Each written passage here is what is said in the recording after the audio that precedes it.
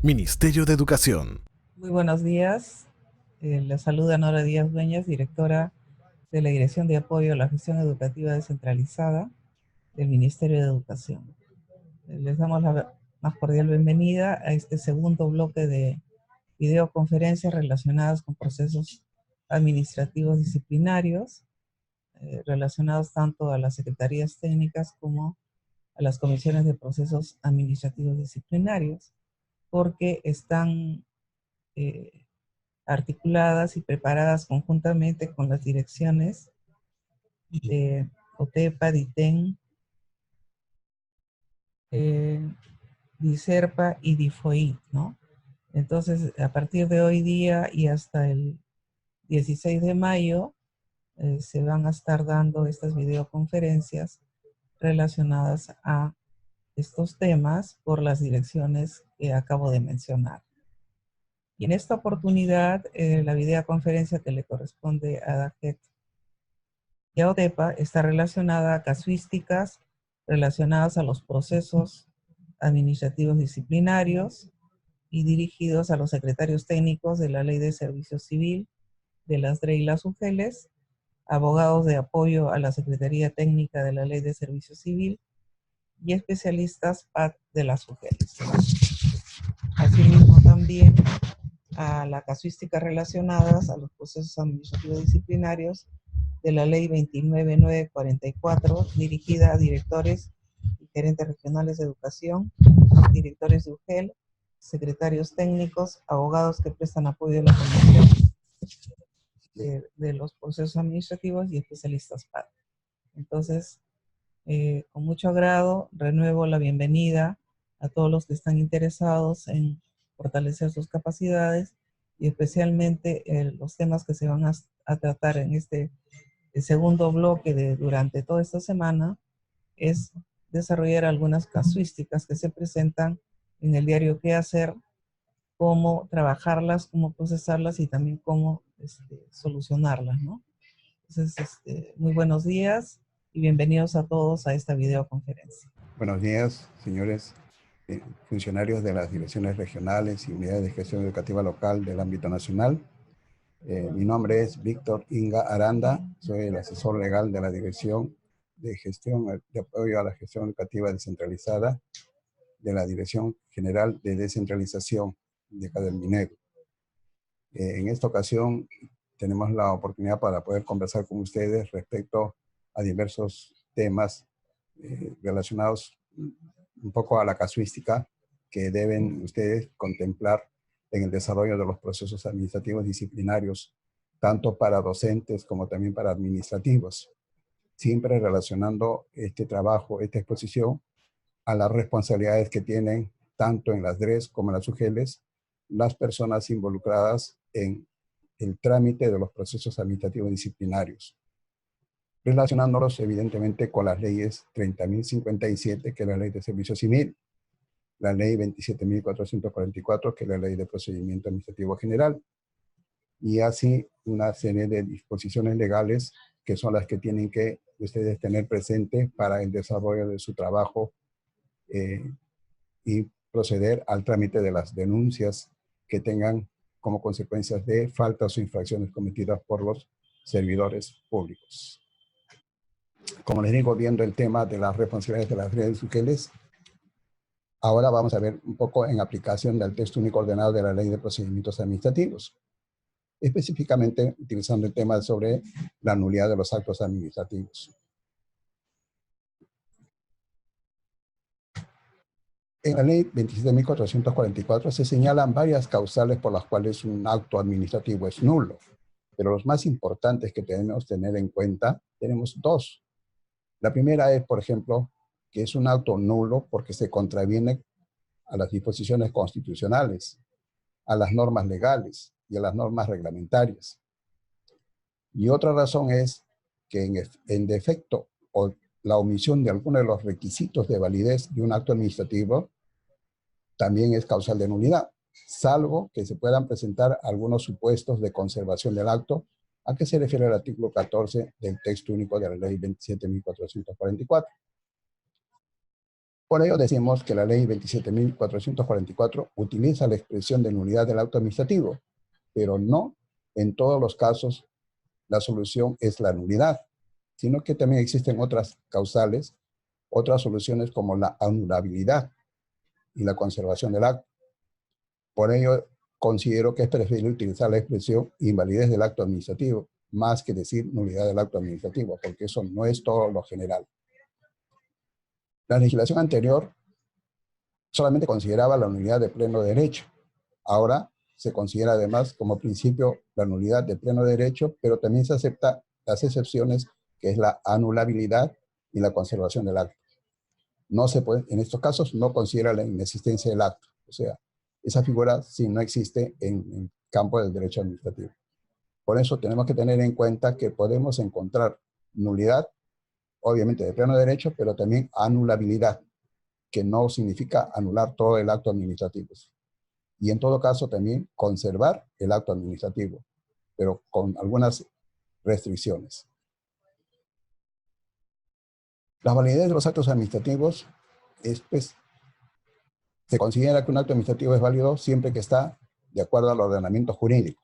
O sea, la presunción de validez significa que todo acto administrativo se considera válido en tanto su pretendida nulidad no sea declarada por alguna autoridad administrativa o jurisdiccional, según corresponda, de acuerdo a cómo se haya presentado. O sea, debemos considerar, pues, que el acto administrativo va a ser válido mientras no se decida ningún acto administrativo por autoridad administrativa o por decisión judicial. ¿Y cuáles son los criterios que consideramos para que un acto administrativo sea válido? Es la competencia. O sea, el órgano que es el competente, que si ese acto administrativo o ese acto resolutorio sea dictado por órgano competente, ese documento es válido. Que también tenga el objeto y contenido, o sea, que esté ceñido al contenido del motivo de la resolución por la cual se está emitiendo. La finalidad pública es otro punto importante para considerar la validez del acto administrativo. La debida motivación, que es lo que mucho comentamos y decimos, que un acto administrativo será válido siempre y cuando esté debidamente motivado, lo suficientemente motivado, pero tampoco no se trata de que se haga solamente una pequeña referencia y con ello se presuma que ya está debidamente motivado, sino que hay que explicarlo de manera sucinta. Por otro lado, tenemos también el procedimiento regular, o sea, que el acto administrativo se haya dictado a través de un procedimiento regular, de acuerdo a como está señalado en las normas legales o administrativas que regulan cada acto administrativo. Otro punto importante que se considera para no decir que el acto es nulo, sino anulable, o en todo caso, corrigiendo algún defecto, conservar el acto administrativo.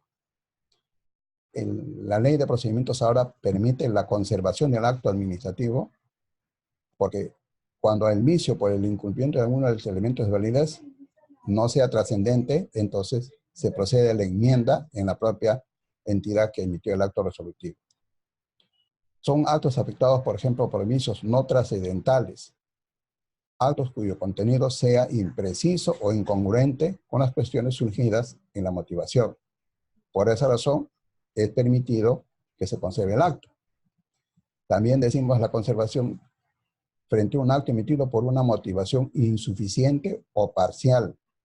Si la motivación no ha sido lo suficiente, entonces o lo consideramos parcial, podemos corregir ese acto administrativo y con ello no significa que vamos a anular de pleno derecho todo el acto administrativo, sino que se subsana.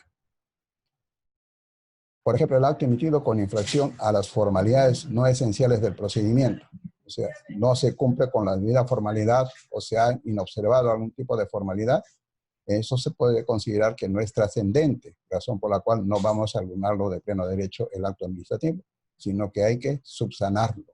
Hay que resolver las observaciones que sean necesarias y con ello se conservaría el acto administrativo. La nulidad también tiene unos efectos. La nulidad puede ser un acto declarativo o retroactivo a la fecha del acto, salvo que se traten de derechos adquiridos de buena fe por terceros, en cuyo caso opera a futuro la anulabilidad. Por ejemplo, acá decimos, y esto lo observamos comúnmente a través de los actos resolutivos que emite el Tribunal de Servicio Civil, cuando declara nulo un acto administrativo y retrotrae el proceso al momento que se cometió la falta o el error. Eso significa pues que son efectos de la nulidad del acto administrativo, pero no de una nulidad plena, porque todavía se mantiene el procedimiento que se puede continuar desarrollando nuevamente el proceso disciplinario que corresponda, ¿no? Luego tenemos que los actos administrativos no están obligados a su cumplimiento, o sea, a los administrados y a los servidores públicos, porque pueden oponerse a la ejecución, debidamente fundado o motivado su negativa. En los casos en que el acto se hubiera consumado o sea imposible retroceder sus efectos, solo dará lugar a la responsabilidad de quien dictó el acto y, en su caso, la indemnización para el afectado. Hay casos en los cuales, por ejemplo, cuando se tratan de procesos de concursos y que estos se llevan a cabo a través de un cronograma, obviamente ahí, por ejemplo, de acuerdo a sus etapas, se puede incurrir en un defecto o deficiencia de parte de las comisiones que llevan a cabo los procesos de concursos. Y como esos concursos son temporales, o sea, tienen una fecha de inicio y una fecha de término, obviamente las decisiones que adopten ellos, con eso queda concluido. Pero si esa decisión final afecta al administrado, obviamente el administrado ya no podrá, digamos, interponer algún tipo de recurso. Lo único que le queda en todo caso es acudir en responsabilidad contra los integrantes de las comisiones, y para ello puede solicitar pues indemnización para que se resarce el daño que se le ha causado o se le ha perjudicado. Entonces, en eso consiste un poco los efectos de la declaración de nulidad. Bien. Las resoluciones que declaran la nulidad, además, dispondrán lo conveniente para hacer efectiva la responsabilidad del emisor del acto inválido. Obviamente, a veces hay actos administrativos que se emiten de repente transgrediendo a las normas, como ya hemos dicho, constitucionales, legales o reglamentarias, en perjuicio del administrado. Pues el administrado obviamente tendrá todo el derecho de hacer valer el acto administrativo por la cual se le está perjudicando en sus derechos o beneficios, y en cuyo caso él podrá establecer que se establezca responsabilidad administrativa contra el funcionario responsable del acto que ha perjudicado al administrado. También acá es importante que no se debe confundir entre la nulidad que se declara con motivo de la interposición de un recurso administrativo y la nulidad que se declara de oficio, porque son actos administrativos diferentes.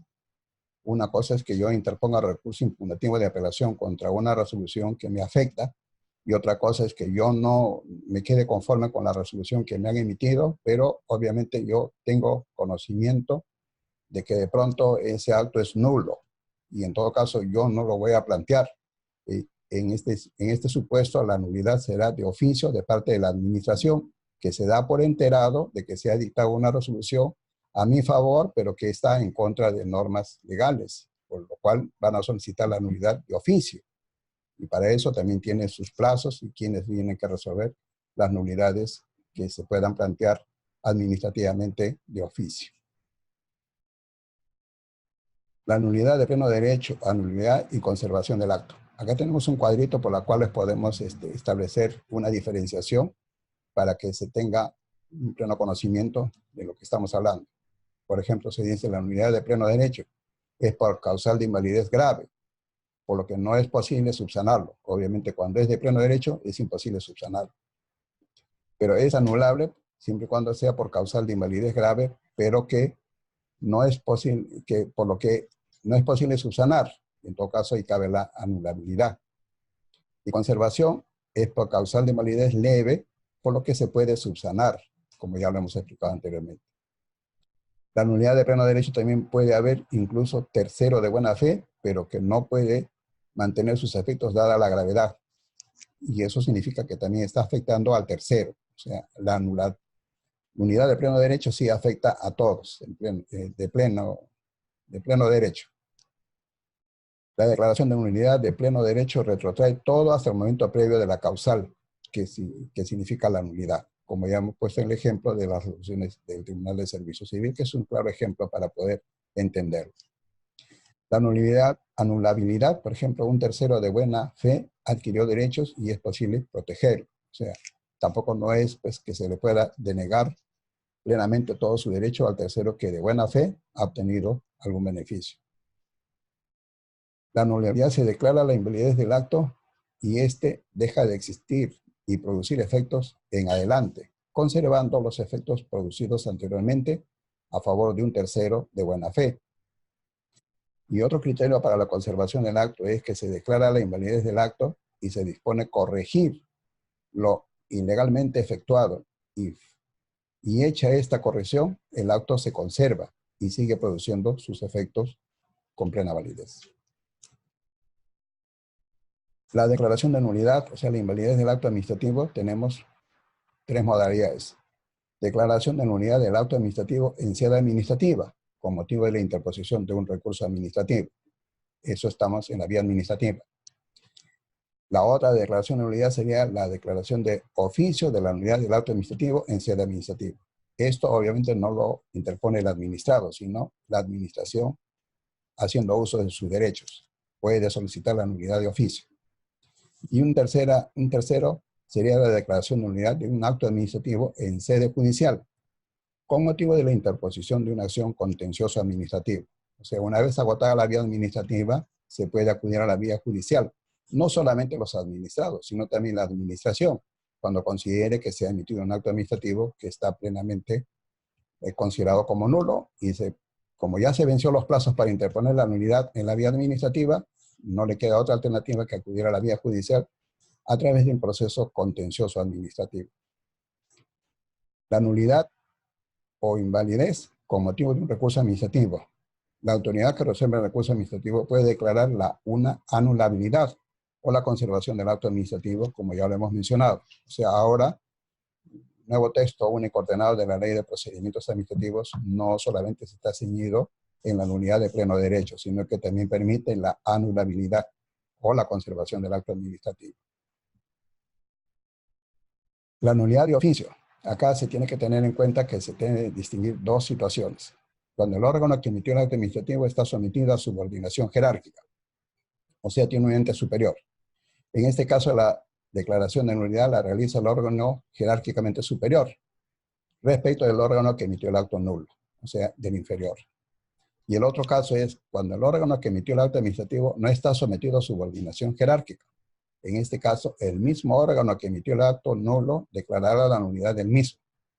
Estamos hablando de las instancias más, por ejemplo, los gobiernos regionales. Si es una resolución que emite el gobierno regional, obviamente ya no tiene un ente superior. Ese mismo funcionario será el que emitirá la resolución declarando la nulidad de oficio. Por eso decimos, en este caso, el mismo órgano que emitió el acto nulo declara la nulidad del mismo. La declaración de nulidad de oficio de los actos administrativos prescribe en el plazo de 2 años contados desde la fecha en que quedó consentida, o sea, para declarar la nulidad en la vía administrativa. Pero en caso que por vía administrativa haya quedado prescrito la facultad de nulidad de oficio, entonces, ¿qué hace? Procede a demandar la nulidad en la vía judicial, en un proceso contencioso administrativo, dentro de los 3 años en que prescribió en sede administrativa. O sea, todavía tenemos 2 años en vía administrativa y 3 años para la vía judicial. Todo ese plazo tenemos para poder interponer nulidad de oficio de un acto administrativo. Bien, entonces hemos terminado en lo que respecta a este tema de la nulidad de los actos administrativos y que estas son disposiciones que tienen ustedes que tener en cuenta como funcionarios responsables de las DRES y de las UGELES. Y por eso se dice responsabilidades de las DRES y UGELES respecto de las normas legales, normas reglamentarias y normas técnicas que existen y que ustedes deben de cumplir dentro de los plazos y términos señalados y de acuerdo a las consideraciones señaladas en las normas sustantivas, que es muy importante. Voy a dar pase ahora a que la doctora Evarista haga la explicación del tema que corresponde, haciendo una pequeña pausa. Muchas gracias. Buenos días con todos. Mi nombre es Elba de Jesús Arista Takuri, asesora jurídica de la DAGED. Bien, en esta oportunidad vamos a continuar con las casuísticas, ponencias que hemos seleccionado para ustedes y posteriormente va a continuar nuestro colega Luis Postigo de OTEPA. Bien, vamos a hablar sobre las responsabilidades de las DRE-UGELs en la aplicación de la ley 30.057 y su reglamento general, decreto supremo número 044-2014 de la PCM de las faltas disciplinarias. Falta. Se considera falta a toda acción u omisión voluntaria o no que contravenga los principios, obligaciones y prohibiciones señaladas en la ley de la carrera pública magisterial, como las normas que regulan la administración pública, dando lugar a la aplicación de la sanción administrativa correspondiente. Aquí podemos ver también, ¿no es cierto?, la norma suprema, que es la 27.44.4, así como también ver a las que les compete. Se actúa por acción cuando el administrado, conociendo la norma, lo omite. Se actúa por omisión cuando el administrado manifiesta no conocer la norma. Tenemos que pensar de que todo servidor público debe conocer la norma, empezando desde los abogados que prestan apoyos o los miembros de la comisión. ¿Por qué? Porque se supone que desde el momento que se conforma la comisión o está el secretario técnico, tiene que conocer esto en cuanto a ver qué normas es aplicable de acuerdo al servidor. Puede ser docente o administrativo. Entonces tendríamos que ver de acuerdo a lo que están viendo. Ahora, no podríamos decir nosotros como servidor público que no sabíamos de esta norma o se ha derogado. Entonces tendríamos que ahí ver de que se estaría configurando la omisión. El derecho positivo no admite como eximente de responsabilidad el desconocimiento de la norma porque es de derecho público. Se considera infracción a la vulneración de los principios, deberes y prohibiciones de los artículos 6, 7, 8 de la Ley 27.815, Ley del Código de Ética de la Función Pública, dando lugar a la aplicación de la sanción administrativa correspondiente. Obviamente esto tiene que ver también con los principios, los valores de todo servidor público, que tiene que primar en este caso los deberes, obligaciones y derechos que tiene desde el momento que trabaja en la administración pública.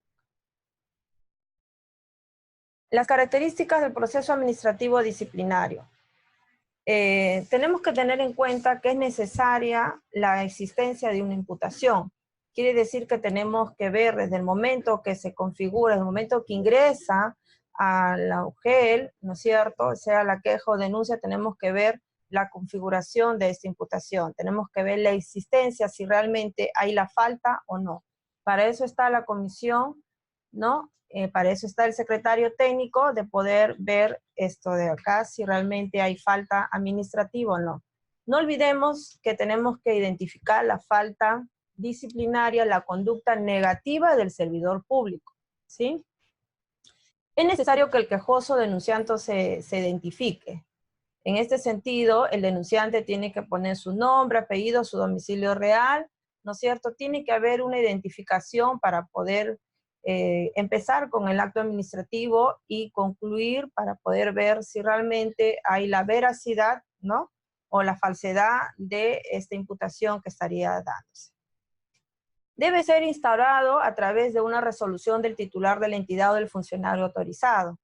Efectivamente, desde el momento de la apertura, ¿no es cierto?, hay una investigación preliminar, luego hay un informe donde la comisión aprueba, determina y posteriormente hay una resolución.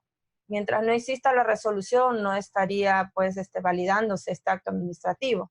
Ahí tendría que firmar el titular de la entidad o el funcionario que esté delegado para ello. La resolución que ordena abrir el procedimiento administrativo no es impugnable. Efectivamente, no es impugnable porque no se estaría afectando un derecho laboral o personal. Estamos viendo el derecho público. Además, estamos en una etapa de investigación, ¿sí? Por eso que no es impugnable la resolución de apertura. Para la apertura del procedimiento administrativo disciplinario no es necesario que se encuentre vigente la relación laboral. Efectivamente, muchos dicen, no, pero ya no se encuentra laborando en el sector público, ¿cómo le vamos a instaurar proceso? Falso, sí se puede instaurar proceso administrativo. Porque tendríamos que ver desde los hechos cometidos, de las faltas que ha cometido, hasta poderlo aperturar proceso, ¿no? El titular de la entidad no puede abrir procedimiento administrativo sin que exista el informe preliminar. Así es, en el informe preliminar debe existir las faltas que han ocurrido, los hechos como han sido llevados a cabo, y también tiene que estar determinado los actores. La investigación está a cargo de una comisión o del secretario técnico. Efectivamente, se entiende la comisión permanente, ¿no es cierto?, para docentes y el secretario técnico para administrativos. La Comisión de Procedimiento Administrativo o Secretaría Técnica de Coproa goza de independencia en el cumplimiento de sus funciones.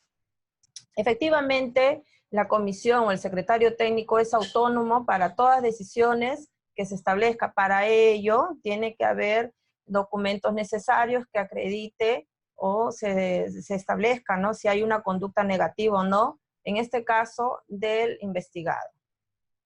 El procedimiento administrativo es sumario. Efectivamente es sumario porque en cuanto a docentes se está contabilizando los 45 días hábiles, días en que dura para poder determinar un caso, ¿no? Y en cuanto a los administrativos se está contando desde los 30 días hábiles. El proceso administrativo disciplinario está sujeto a prescripción. Efectivamente, tanto en docentes y en administrativos tenemos la prescripción distintos los años, en uno es 1 año y en el otro estamos contando de 3 años. Pero desde que Recursos Humanos llega a tener conocimiento en caso de los administrativos, se contabiliza al año. El procedimiento administrativo es escrito. Efectivamente es escrito porque tiene que haber un informe de investigación, el informe técnico, la resolución, y tiene que estar ahí la motivación clara, los hechos claros, y que determinan realmente si hay falta o no. El procesado tiene derecho a defenderse, efectivamente, no solamente el procesado, de repente el procesado pues, puede ir acompañado por su abogado, lo puede hacer.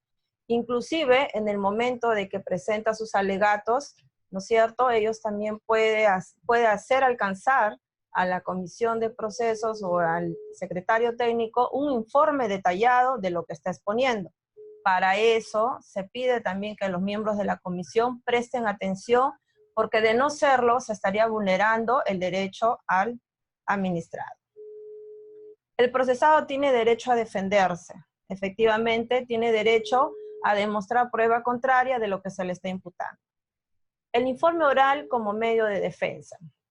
En este informe oral, el administrado, el procesado, investigado, tiene derecho a exponer de forma clara, precisa, cómo han incurrido los hechos, y de ser inocente tendría que demostrar con los documentos que podría agregar en ese momento.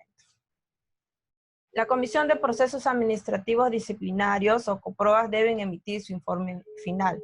Efectivamente, luego de la investigación, de la resolución de apertura, de haber escuchado el informe oral, la comisión tiene que reunirse, levantar un acta a efectos de que pueda emitir sus opiniones y ellos puedan decidir si es absuelto o, de lo contrario, si es sancionado. Ellos también tendrían que ver, de acuerdo a la gravedad, la magnitud de la gravedad, para que puedan ver qué sanción le correspondería, o en su defecto la destitución. Es prerrogativa del titular de la entidad determinar el tipo de sanción a aplicarse. Así es, puede darse la amonestación, la suspensión o la destitución. Se debe respetar la pluralidad de instancias. En este caso, el investigado, ¿no es cierto?, el procesado tiene derecho a presentarse un medio impugnatorio en caso de no estar de acuerdo con la determinación que adopte la comisión o el secretario técnico. En la resolución de la Presidencia Ejecutiva, la número 174 de 2016, sale una opinión vinculante adoptada por el Consejo Directivo en la sesión 29. En este caso se emite el informe técnico, la 1990, en lo que nos da 2 aristas. Una de ellos es que se resuelve a partir de la entrada en vigencia del régimen disciplinario de la Ley 30.057, Ley del Servicio Civil, las sanciones y el procedimiento del régimen disciplinario de la misma ley. son aplicables a las faltas e infracciones contempladas en la Ley 27444, Ley del Procedimiento Administrativo General, Ley 27815, Ley del Código de Ética de la Función Pública y en otras leyes, según el artículo 81, inciso Q, de la Ley del Servicio Civil y el inciso J del artículo 98.2 del Reglamento General de la Ley del Servicio Civil, aprobado por Decreto Supremo 040-2014, PCM. El segundo comentario tenemos que ver también, es muy interesante las disposiciones contenidas en los capítulos 2 y 13 del Reglamento de la Carrera Administrativa del Decreto Supremo, la 00590, y el artículo 4, los títulos 1, 2 y 4 del Decreto Supremo 033, que aprueba el Reglamento de Código de Ética, son aplicables según corresponda. Pero aquí solamente va a ser para los procedimientos administrativos disciplinarios instaurados hasta el 13 de septiembre del 2014. Inclusive, hasta esa fecha. Pero a partir del 14 de septiembre del 2014, en lo que concierne al régimen disciplinario y procedimiento sancionador, la norma aplicable es la Ley 30.057, Ley de Servicio Civil y sus normas de desarrollo. Tendríamos que tener en cuenta las fechas para no poner unas normas que no correspondan de acuerdo al año. Bien. La determinación de la sanción a las faltas. Los actos de la administración pública que impongan sanciones disciplinarias deben estar debidamente motivados de modo expreso y claro, identificado la relación entre los hechos y las faltas y los criterios para la determinación de la sanción establecidas en la Ley de Servicio Civil. Aquí tenemos que tener claro si a la persona le estamos imputando por negligencia de funciones o incumplimiento de las normas, tenemos que ponerle el inciso de la norma con la cual está contraviendo el administrado. Pero resulta que a veces no aplican el inciso o no tipifican la norma adecuada, por eso es que se retrotrae, ¿no es cierto?, los informes y esto de nuevo tienen que verlo. O sea, aquí tiene que ver mucho la motivación, tiene que ver mucho la clasificación, tiene que ver mucho también las faltas a determinar, ¿no? ¿Qué artículo de qué norma está contraviniendo, en todo caso, el administrado? La sanción corresponde a la magnitud de las faltas según su menor o mayor gravedad. Su aplicación no es necesariamente correlativa ni automática. En cada caso, la entidad pública debe contemplar no solo la naturaleza de la infracción, sino también los antecedentes del servidor. Aquí tiene que ver mucho con el informe escalafonario, ¿no es cierto?, que les dan en la misma UGEL, a efecto de que puedan ver si el servidor tiene antecedentes o no, si es reiterante o no. Los descuentos por tardanzas sin asistencia no tienen naturaleza disciplinaria, por lo que no eximen de la aplicación de la debida sanción. Ahí justo nos estaba preguntando en una UGEL, diciendo de que, bueno, el investigado se le aperturó proceso, se le ha descontado, sin embargo, cuando se le apertura proceso, el administrado alega que ya ya se le ha descontado. Eso no lo exime, ¿no es cierto?, de la debida sanción, porque más allá de lo que no ha trabajado, también hay una falta disciplinaria, ojo, como servidor público. Las faltas de carácter disciplinario que según su gravedad pueden ser sancionados con suspensión temporal o con destitución, previo proceso administrativo, se encuentran establecidas en el artículo 85 de la Ley 30.057, precisándose en el literal A que constituye falta disciplinaria el incumplimiento de las normas establecidas en la presente ley y su reglamento. El reglamento de la Ley del Servicio Civil, aprobado por Decreto Supremo 040-2014, señala en numeral 98.2 del artículo 98 por mandato imperativo de la ley una serie de faltas disciplinarias, además de las señaladas en el artículo 85 de la ley. Acá hay una concordancia con las faltas disciplinarias, por eso que tendríamos que ver también el reglamento de la Ley de Servicio Civil. Las clases de sanciones constituyen sanciones disciplinarias las previstas en el artículo 88 de la ley. Será amonestación verbal, amonestación escrita, suspensión sin goce de compensaciones desde un día hasta 12 meses y destitución. Asimismo, para el caso de los servidores, la sanción que les corresponde es la inhabilitación para el reingreso al servicio civil hasta por 5 años de conformidad a lo establecido en la ley 27444. Bien, eso es todo. Vamos a hacer un receso de 10 minutos para las preguntas a fin de poder absolverlas. Volvemos en breves momentos. Gracias.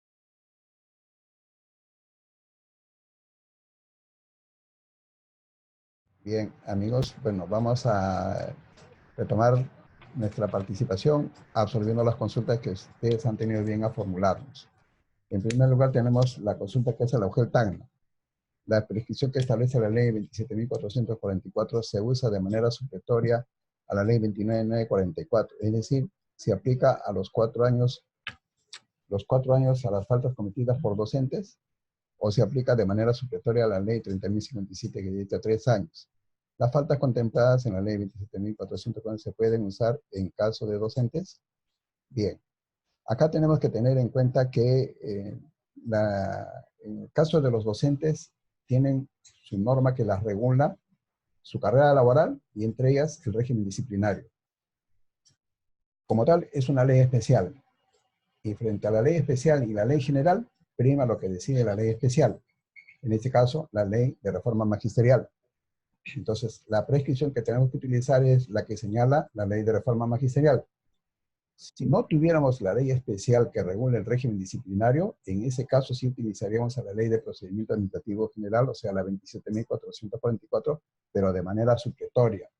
Pero en este caso no es necesario utilizar la norma supletoria, o sea, la ley 27.444, porque el régimen disciplinario, repito, está regulado en la ley 29.944.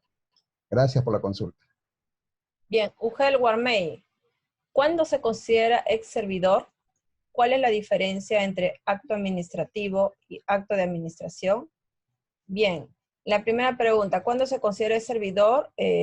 Uno, cuando ya no trabaja en la entidad pública o cuando se encuentra suspendido con sanción. Puede la comisión haber determinado suspenderlo por algunos meses, en ese lazo no estaría como servidor público. La diferencia entre acto administrativo y acto de administración. En el acto administrativo se entiende desde el momento que hay una opinión administrativa, ¿no es cierto? Son derechos que se adquieren, derechos adquiridos mediante una resolución donde se identifica, ¿no?, a la persona y se puede determinar ahí cualquier respuesta o determinación. En cuanto al acto de administración, son documentos de gestión, documentos internos netamente de las UGLs o DRE, son aquellos, por ejemplo, el ROS o algunas directivas que hayan emitido, ¿no? Esa es la diferencia.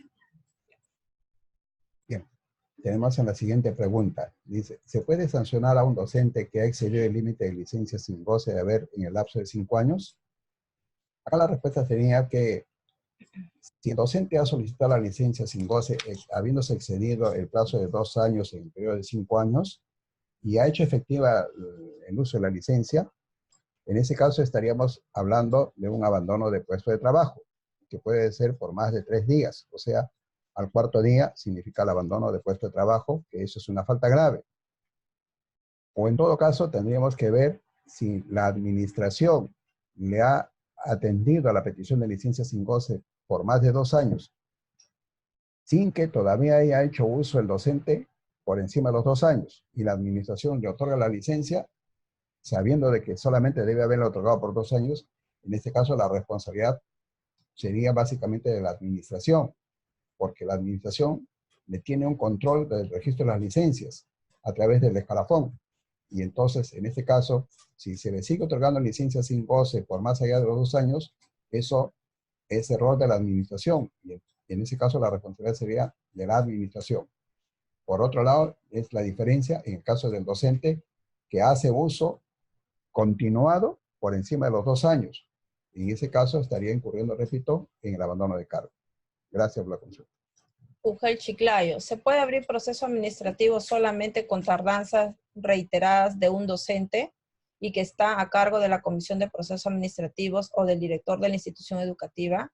Efectivamente, sí se puede abrir proceso administrativo. La norma no lo inhibe porque también te dice por tardanzas, abandonos o reiterancias. Bien, la DRE Pasco consulta y dice, ¿qué pasa si un funcionario público comete más de 2 faltas disciplinarias? Obviamente, cada falta disciplinaria que se cometa debe ser investigado, procesado y sancionado.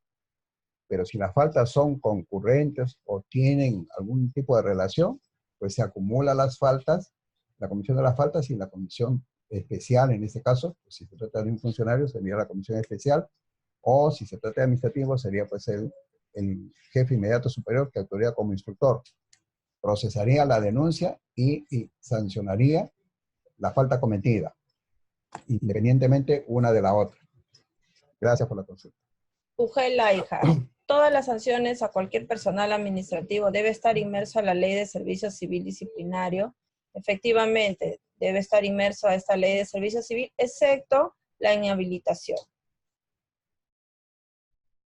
La Ugel Bagua consulta, dice, en cuanto al exceso de licencias sin goce, excediendo en más de 5 años, ¿existe responsabilidad compartida con los funcionarios de la Ugel? ¿Cuál es el paso a seguir? Bueno, ya algo lo hemos manifestado. Y obviamente acá hay que tener en cuenta 2 cosas. De que el docente solicite la licencia sin goce, excediéndose de los 2 años, y lo haga efectivo, o lo esté haciendo efectivo la licencia sin goce, sin tener la resolución administrativa que le conceda la licencia más allá de los 2 años, en cuyo caso, como repito, incurre en abandono de cargo. Y si la administración le otorga la licencia sin que el docente haya hecho uso todavía por encima de los 2 años, entonces es responsabilidad de la administración por no ejercer un control minucioso respecto del récord de licencia sin goce. Gracias por la consulta, Ugel Bagua. Ugel Putina, Puno. ¿Es válido notificar haciendo uso de las tecnologías de comunicación como WhatsApp, entre otros medios, debido a la distancia que se encuentra el trabajador que labora en una zona rural? Si fuese así, ¿en qué norma está establecido? Bien, para poder nosotros llegar a esto de la notificación por WhatsApp, tendríamos que haber agotado lo que te dice la ley 27444, ley del procedimiento administrativo general, en la que te señala cuáles son las formas de notificar. Luego de haber agotado esto, sí se podría dar, porque estarías agotando los medios que te señala la ley, ¿no? La Ugel Tacna consulta, dice, en caso de que una profesora fue condenada por delito doloso, con pena suspendida, consentida, ¿es con previo proceso o sin previo proceso? ¿Se debe recomendar destitución o cese temporal? Ello tomando en consideración la tercera disposición de la resolución viceministerial 091-2015 y la ley de la reforma, así como el reglamento que señala que todo cese temporal es previo proceso.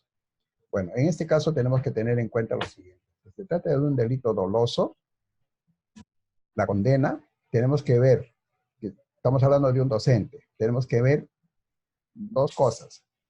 Que la condena, que es con pena suspendida por delito doloso, está en relación a su cargo o no está en relación a su cargo. Si no está en relación a su cargo, en ese caso, la Comisión de Procesos va a evaluar previo proceso si se le debe de sancionar con cese temporal o con destitución. Pero si la condena por delito doloso está en relación a su cargo, el delito, por ejemplo, abuso de autoridad o mal uso de los recursos económicos que se le da para que atienda, por ejemplo, la refacción de colegios, en esos casos, la condena penal por delito doloso con carácter suspendida es por la función que él viene desempeñando. En ese caso, lo que procede es la destitución automática sin proceso disciplinario. Por eso, repito, distinguir 2 cosas. Si es por delito de función o no, y afecta a la administración pública o no. Por ejemplo, un caso típico por la cual no sería por delito de función, sería, por ejemplo, un delito de lesiones que cometió con terceras personas, o un delito de estafa. Entonces, ahí lo condenan por delito doloso, suspendido, pero no está en relación a la función, o sea, a su cargo, ni afecta a la administración pública. Entonces la comisión va a evaluar si lo va a cesar temporalmente o lo va a destituir previo proceso disciplinario. Gracias por la consulta. Ugel Cotabambas, ¿qué se hace si se han vencido los plazos para el informe preliminar que debe emitir el secretario técnico? ¿Cuáles son las consecuencias administrativas para el secretario y la comisión? ¿Cómo debe continuar el proceso administrativo sancionador? En realidad aquí ya estaríamos configurando la responsabilidad administrativa. Obviamente tiene que haber una investigación para determinar si hay sanción o no. La siguiente consulta de la UGEL Ayabaca dice, si un administrador de UGEL incurre en falta administrativa, ¿quién será el órgano instructor? Bueno, acá tenemos que establecer si la falta es leve o grave. Si la falta es leve, entonces quien va a procesar, quien va a ser el instructor es el jefe de recursos humanos. Y el que va a ser sancionador va a ser el titular de la entidad. Si la falta es grave, entonces el instructor va a ser el jefe inmediato superior, que en este caso es el director de UGEL. Y el sancionador será el jefe de recursos humanos, en atención a lo que resuelva el instructor. Entonces, esa es la diferencia que existe. Bien, UGEL Islay. En un proceso disciplinario por hostigamiento sexual, tengo la declaración de la menor en cámara GESEL. Sin embargo, el profesor procesado ha pedido en sus descargos que dicha declaración no sea considerada como una prueba, puesto que la declaración en cámara GESEL fue después de mucho tiempo. Por lo tanto, la declaración de la menor ha sido manipulada. ¿Es posible eso? En principio, tendríamos que ver si realmente lo que dice la persona es así, si la declaración ha sido manipulada o no.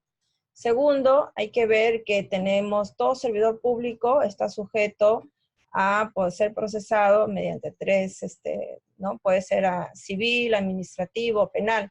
En este caso son órganos independientes. Eso no puede significar de que no sea declarado la declaración que está en la Cámara GESEL. En este caso también tenemos que tener en cuenta que la comisión es autónomo e independiente para poder determinar esto, ¿no? Bien. La UGEL Guarmey consulta dice, ¿se debe conformar una comisión especial instructora del PAT o basta con el jefe inmediato? Bueno, acá tenemos que distinguir dos cosas. Actúa el secretario técnico, el órgano instructor y el órgano sancionador cuando se tratan de servidores públicos, ya sean auxiliares técnicos o profesionales. Pero cuando se trata de funcionarios o directivos, que son los que conocemos que están en las categorías relativas de F2, F3, F4, en esos casos sí se conforma comisión de procesos disciplinarios. Y esa comisión es la que va a desarrollar el proceso disciplinario y las recomendaciones del caso respecto de la falta que pueda haber cometido el funcionario directivo. Gracias. UGEL Ayabaca. Una resolución de apertura fue emitida solamente con los medios de pruebas de fiscalía. Los administrados han planteado la nulidad de la misma, ya que a nivel fiscal están en etapa de investigación. ¿Se puede declarar nulidad? Por supuesto que no se puede declarar nulidad. No olvidemos que todo procesado, investigado, administrado puede estar sujeto a una investigación, sea penal, civil o administrativa. En este caso se está viendo en sí como servidor público la conducta negativa, ¿sí? Hay que tener en cuenta que es distinto a lo que están viendo en la fiscalía, que es una etapa penal. Bien, la UGEL Cotabambas pregunta, dice, un administrativo nombrado por sentencia judicial bajo el régimen del decreto legislativo 276, ¿puede solicitar licencia sin goce de haber por motivos particulares por 90 días, siendo que el administrado solicita dicha licencia el mismo día de su reincorporación, sin haber realizado los 12 meses de labor efectiva, notificándole la improcedencia de su solicitud de licencia mediante carta notarial? No se reincorpora y a su puesto hasta la fecha. Posterior a ello, vuelve a solicitar licencia por capacitación no oficializada hasta diciembre del presente año. ¿Cuál es la sanción que amerita dicho trabajador? Bueno, obviamente acá tenemos el caso de que un administrado ha sido por mandato judicial dispuesto su nombramiento bajo el régimen de la 276.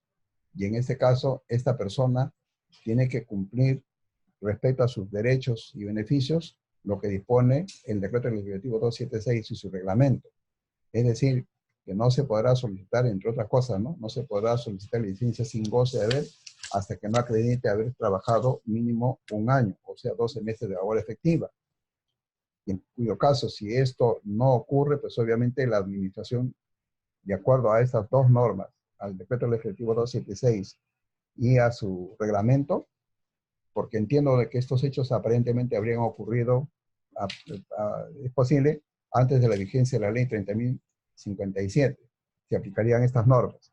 Si ya estas decisiones de las licencias o del régimen disciplinario que se deba de aplicar a esta persona, ya es cuando está vigente la ley 30.057, se aplicará a esta ley y su reglamento general. ¿De acuerdo? Muchas gracias por la pregunta. Ugel Ventanilla, un personal de vigilancia presuntamente ha cometido un acto de violación a menor de edad. ¿Bajo qué causal se le aperturaría proceso administrativo disciplinario? Bueno, en este caso tendríamos que ver la ley 30.057, ley de servicio civil. Bien,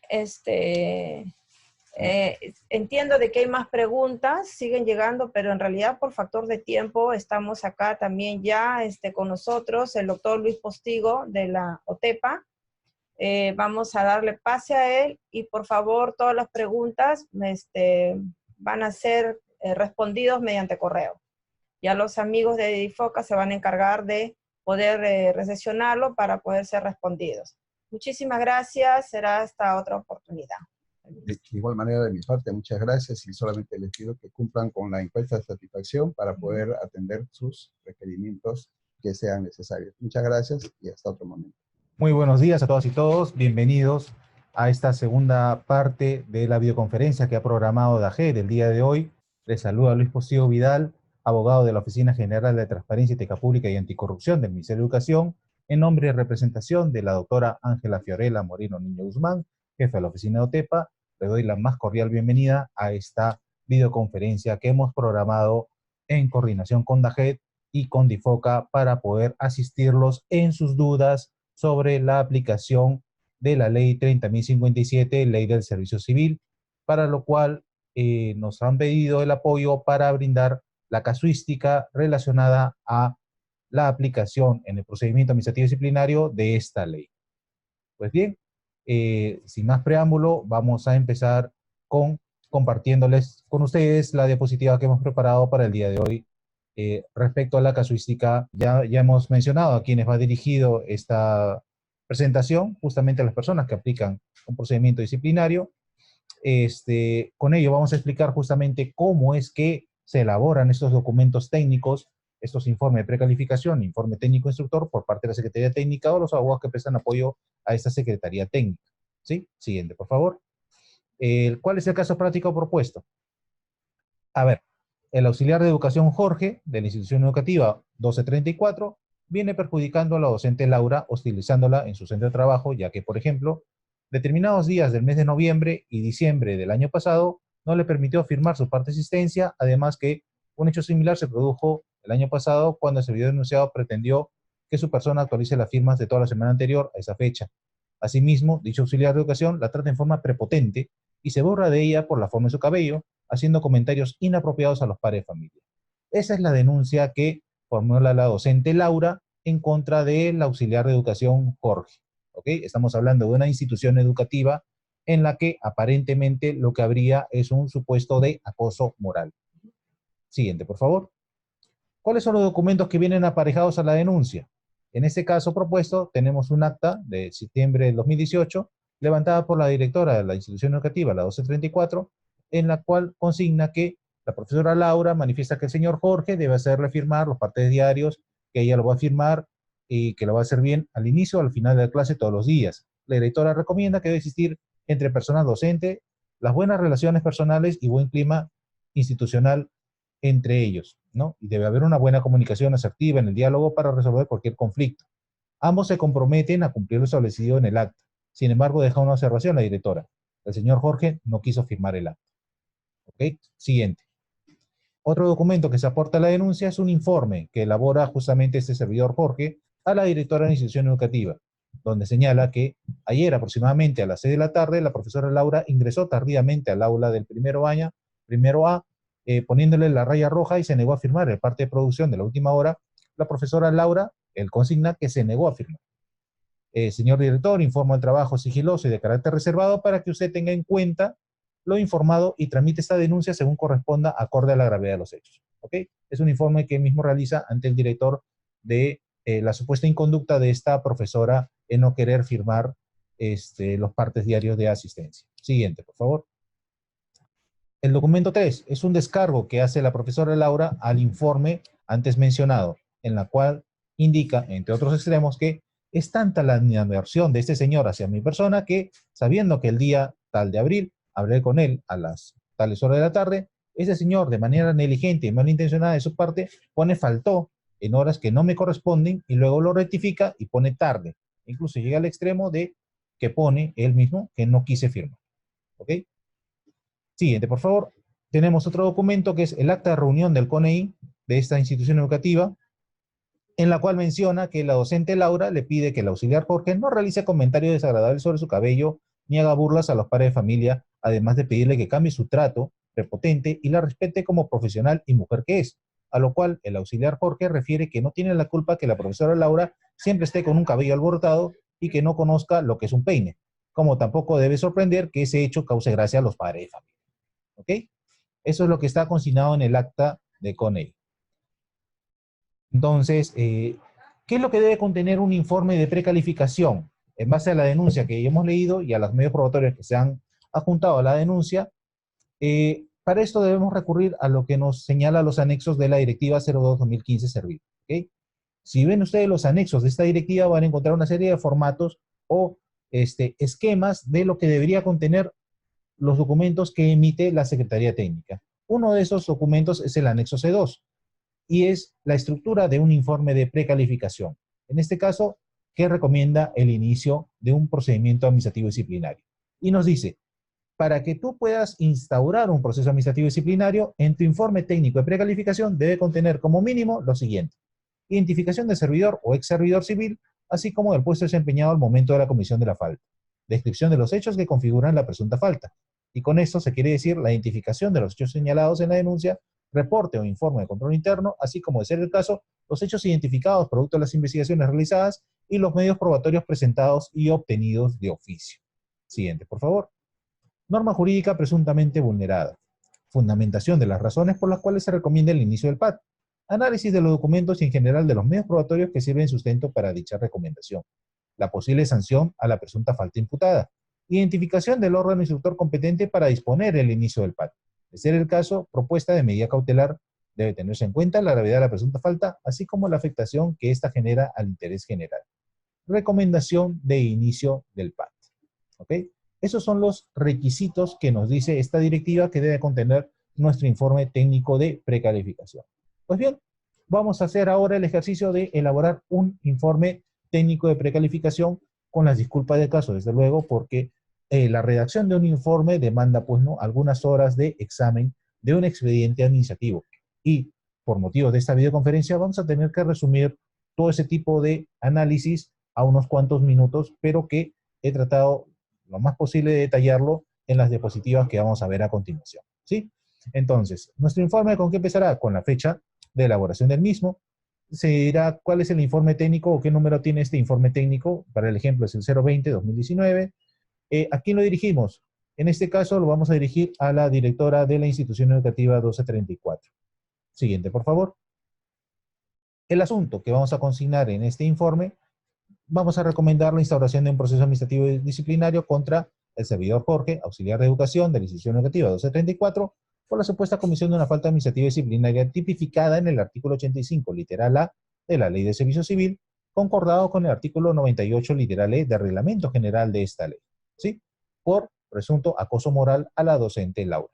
El expediente es el número de expediente con el cual ha ingresado a la UGEL o a la misma comisión, o perdón, a la Secretaría Técnica, que en este caso, en el ejemplo, es el 001-2019, el primer expediente que recibe, ¿sí? La fecha que se pone al lado como referencia para poder identificar desde cuándo tenemos la denuncia en nuestro cargo, que sería desde el 19 de enero del 2019. Siguiente, por favor.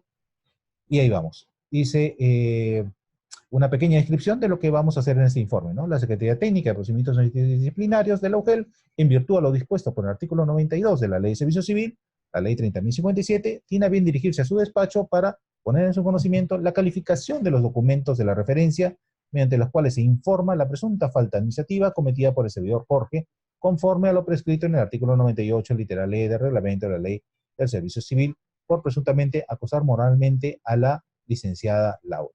Básicamente lo que hacemos acá es un pequeño resumen de lo que va a contener este informe técnico de precalificación. ¿Sí?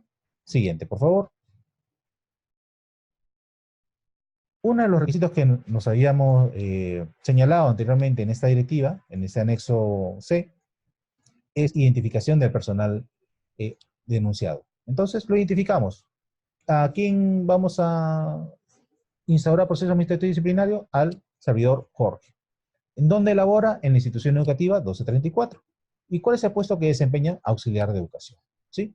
Esa es, digamos, mi primer referente, la primera información que yo debo contener o brindar en este informe técnico de precalificación. Siguiente, por favor.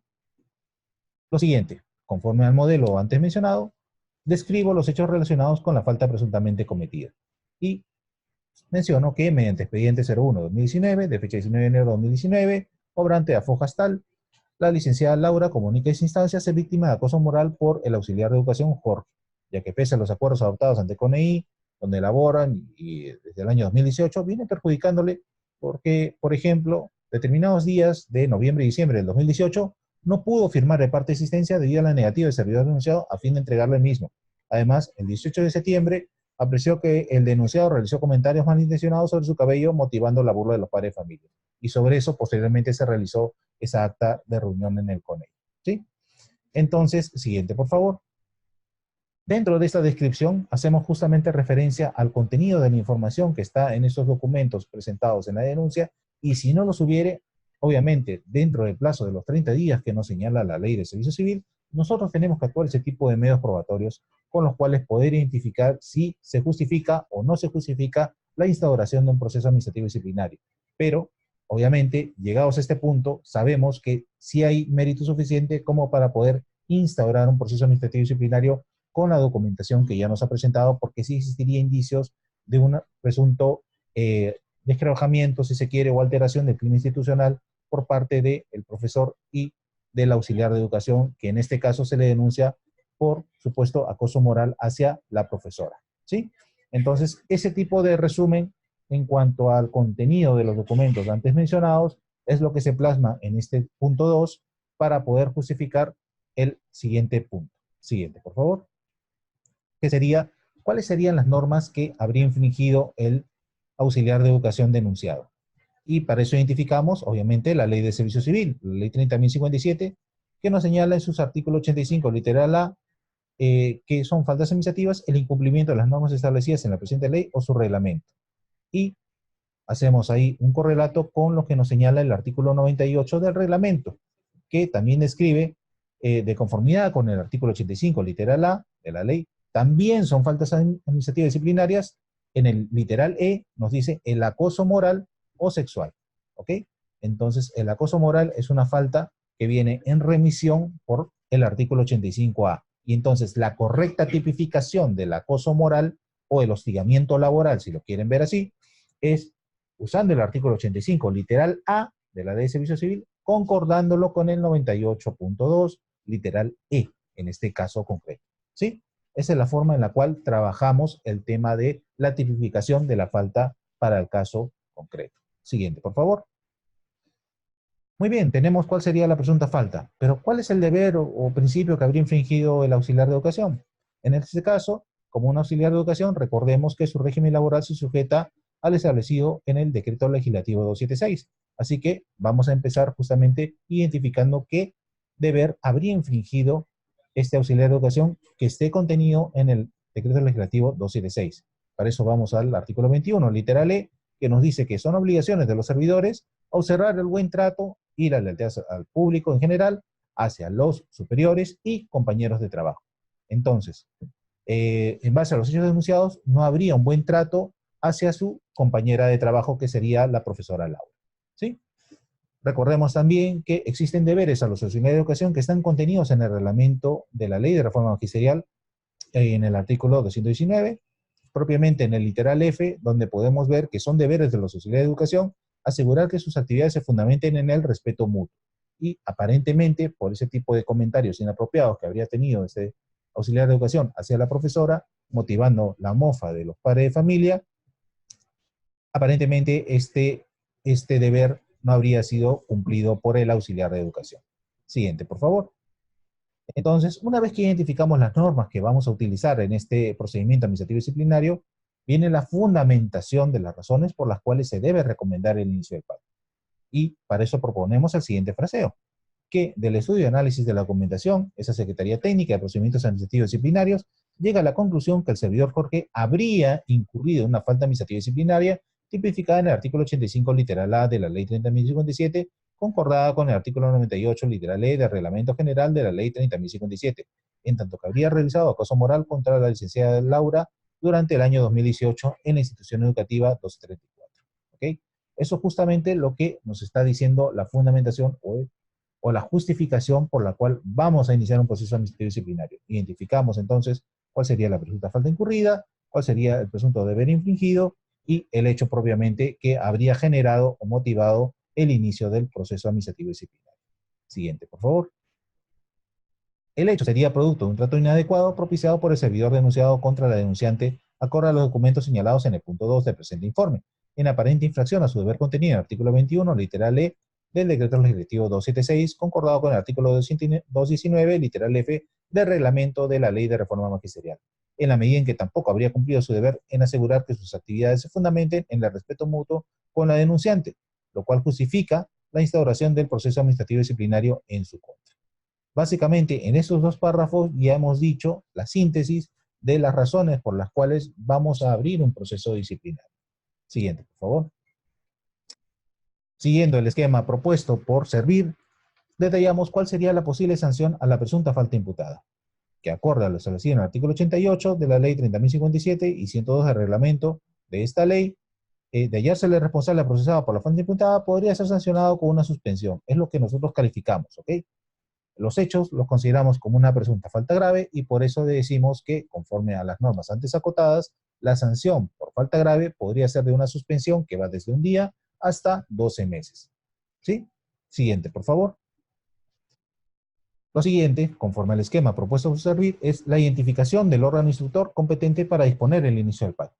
Recuerden ustedes que la Ley de Servicio Civil establece órganos instructores y sancionadores distintos en función a la gravedad de la falta cometida y de la posible sanción a imponer. Para esto, recordemos que una falta leve es sancionable con amonestación, y la amonestación la instruye y la sanciona su jefe inmediato del servidor que habría cometido la falta. En el caso de las faltas graves, quien instruye es su jefe inmediato y quien sanciona es el jefe del área de recursos humanos o el que haga sus veces en la entidad. Y en el caso de las faltas muy graves, quien instruye es el jefe del área de recursos humanos o el que haga sus veces en la entidad y quien sanciona es el titular de la entidad. ¿Ok? Dentro de estos tres supuestos de faltas leves, graves o muy graves, para el caso concreto nos encontramos dentro de un supuesto de falta grave, fácil de suspensión.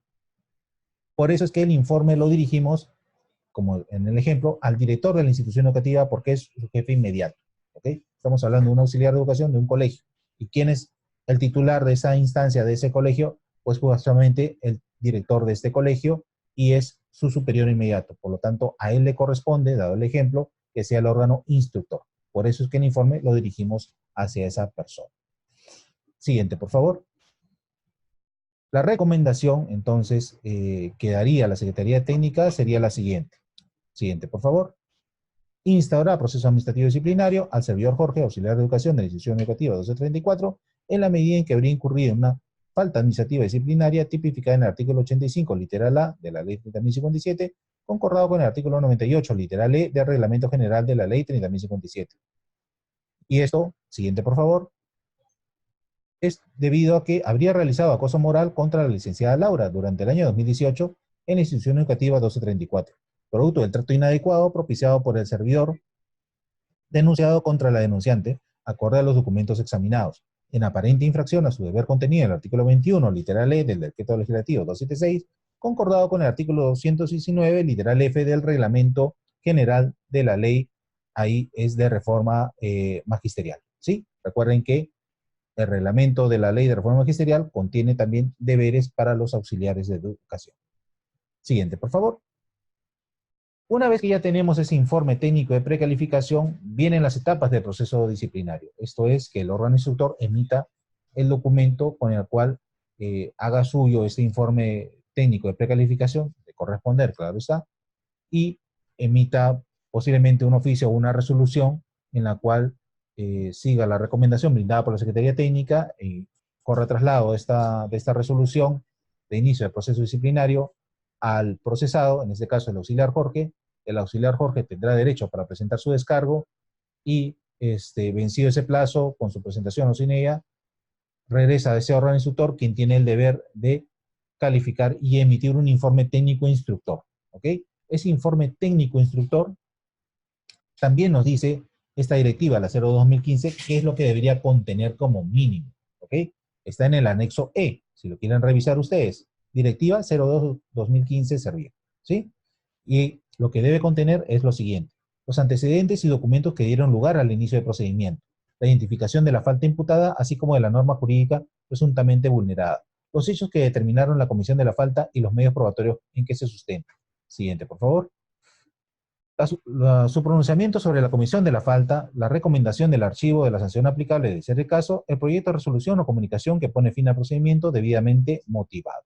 Esos son los requisitos mínimos que nos exige esta directiva, la 02-2015, que debe contener este informe técnico instructor.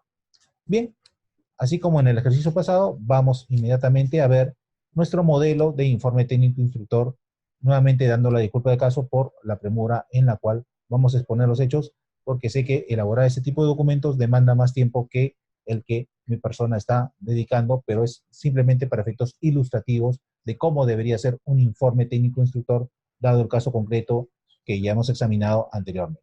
Siguiente, por favor. Nuevamente vamos con la fecha de emisión de este informe técnico instructor. El número que le vamos a poner es el número de informe técnico instructor. ¿A quién dirigimos este informe técnico instructor? Recuerden que como se trata de una presunta falta grave, lo tendríamos que dirigir a el jefe del área de recursos humanos de la UGEL o de la entidad a la cual corresponda. ¿Sí? En el ejercicio es a una UGEL. El jefe del área de recursos humanos de la UGEL. Siguiente, por favor. El asunto: se remite informe técnico instructor respecto a la labor instructiva realizada en el proceso disciplinario instaurado contra el servidor Jorge, auxiliar de educación que labora en la institución educativa 1234 por la presunta comisión de falta administrativa tipificada en el artículo 85, literal A, de la Ley 30.057, concordada con el artículo 98, literal E, del Reglamento General de la Ley 30.057. El expediente nuevamente es el mismo, el 01-2019, y la fecha desde la cual lo tenemos, el 19 de enero del 2019. Siguiente, por favor. Explicamos: el órgano instructor de la Unidad de Gestión Educativa Local, en virtud de lo dispuesto en el artículo 93 de la Ley de Servicio Civil, concordante con el artículo 106, literal A, de su Reglamento General, tiene a bien dirigirse a su despacho para poner en su conocimiento el presente informe. Esa es una presentación simplemente que se esboza del contenido del informe. Siguiente, por favor. Y vamos, primer punto: los antecedentes y documentos que dan origen al inicio del procedimiento administrativo disciplinario.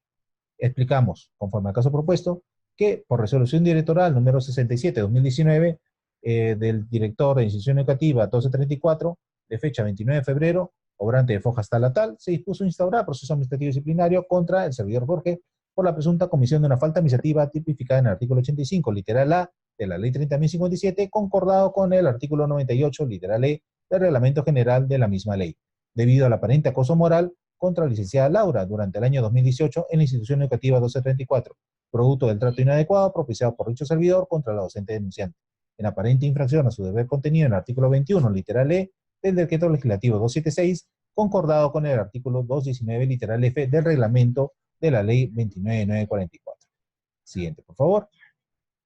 Seguimos explicando que mediante pliego de cargos 02-2019, de fecha tal, obrante a fojas 38, se inicia un proceso disciplinario al trasladarle el documento con la imputación del cargo, el mismo que anexó la resolución directoral antes mencionada, siendo recibido por el procesado el día 9 de marzo, tal y como fluye del referido documento, no habiendo formulado su descargo dentro del plazo legal de 5 días, por lo que, en atención al establecido en el último párrafo del artículo 111 del Reglamento General de la Ley de Servicio Civil, el expediente se encuentra listo para ser resuelto.